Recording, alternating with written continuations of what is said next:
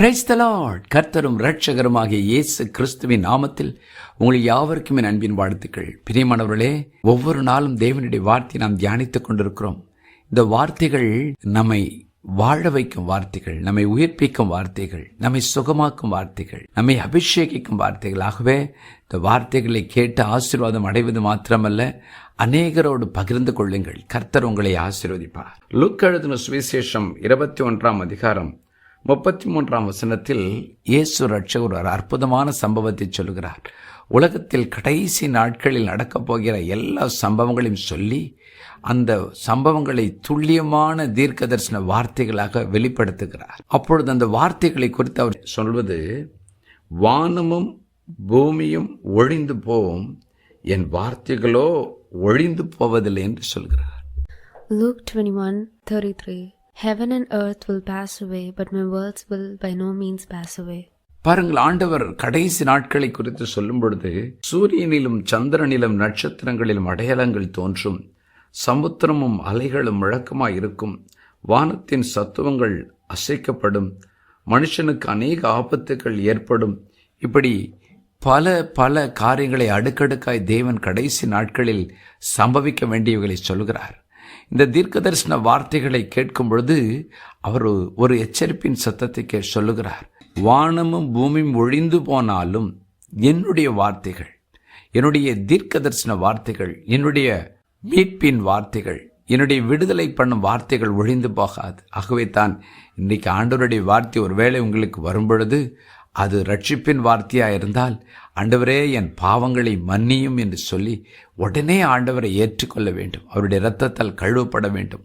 ஒருவேளை அது ஒரு எச்சரிப்பின் வார்த்தையாக இருந்தால் அந்த துணிகரமான பாவத்தை விட்டு விலகி தேவன் பக்கம் ஓடி வந்து விட வேண்டும்.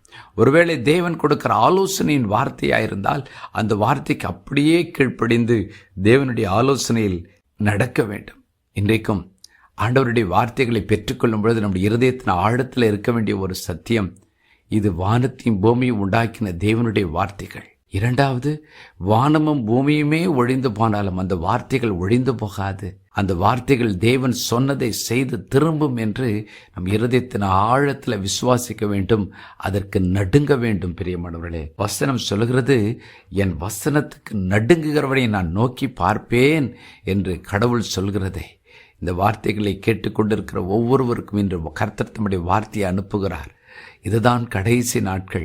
இந்த நாட்களில் நம்முடைய வாழ்க்கையை இயேசுவின் இடத்தில் ஒப்புக் கொடுத்து அவருடைய இரத்தத்தால் கழுவப்பட்டு அவருக்கென்று நம்மை வாழ நம்மை ஒப்புக் கொடுக்க வேண்டிய தருணம் இது. தேவனை விட்டு விலகியிருந்தால், பின்மாற்றம் அடைந்திருந்தால் மறுபடியும் தேவனோடு இணையும் நேரம் இது.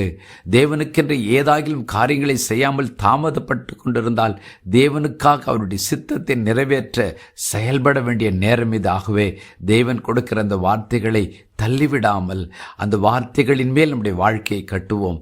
ஜெபம் பண்ணுவோமா? பரலோக பிதாவை, என்னோடு இணைந்து ஜெபிக்கிற தெய்வ பிள்ளைகள் ஒவ்வொருடைய வாழ்க்கையிலும் ஒவ்வொரு நாளும் உடைய வார்த்தைகளை நீர் அனுப்பி கொண்டிருக்கிறீர். அந்த வார்த்தைகள் ஜீவனுள்ள வார்த்தைகள், தேவனுடைய வார்த்தைகள், முழு உலகமே அழிந்து போனாலும் அழியாத வார்த்தைகள். அந்த வார்த்தைகளை குறித்து நாங்கள் கவனமாக இருக்க, அதை கவனத்தோடு கேட்க, அதற்கு கவனத்தோடு கீழ்ப்படி எங்களை ஒப்புக் கொடுக்கிறோம். என்னோடு இணைந்து ஜெபிக்கிற ஒவ்வொருவருடைய வாழ்க்கையிலும் உம்முடைய வசனத்துக்கு நடுங்குகிற ஒரு வாழ்க்கை, வசனத்தின்படி வாழ்கிற ஒரு வாழ்க்கை எங்கள் ஒவ்வொருக்கு தந்து எங்களை ஆசீர்வதியும். இயேசுவின் நாமத்தில் பிதாவே, ஆமென்.